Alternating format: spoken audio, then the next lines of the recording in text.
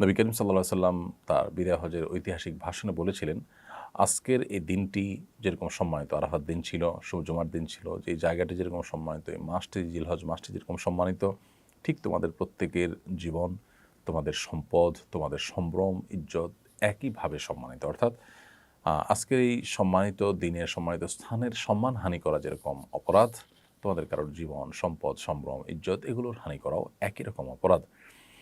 অতএব একজন মানুষের জীবনহানি করা এটা এত বড় অপরাধ যে কোরআনে কারিমে আল্লাহ রাব্বুল আলামিন বলেছেন, ফামান আহইয়াহা ফাকান্নামা আহইয়ান নাস জামিআ, যে ব্যক্তি কোনো মানুষের জীবন রক্ষা করলো সে ব্যক্তি যেন গোটা বিশ্ব মানবতাকে রক্ষা করলো।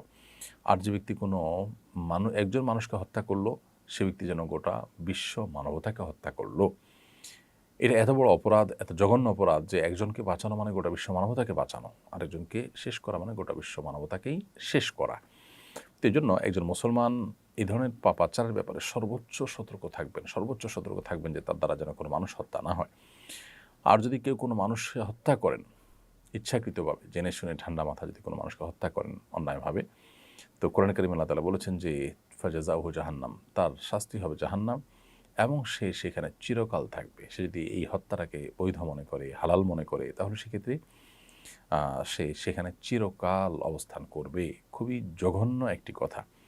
সাধারণত কোনো কবিরা গুনাহে লিপ্ত হলে মানুষ জাহান্নামে চিরকাল থাকে না, কিন্তু কোনো কবিরা গুনাহে লিপ্ত হওয়াটাকে যখন মানুষ নিজের রাইট মনে করে, ন্যায্য মনে করে, কোনো মানুষের জীবনের কোনো মূল্য যখন তার কাছে থাকে না, তাকে যখন নির্বিচারে হত্যা করাটাকে বৈধ মনে করে নিজের স্বার্থ সিদ্ধির জন্য, তখন সেটা কিন্তু তার চিরকাল জাহান্নামে থাকার কারণ হবে, যেমনটি কোরআনে কারিমে বলা হয়েছে।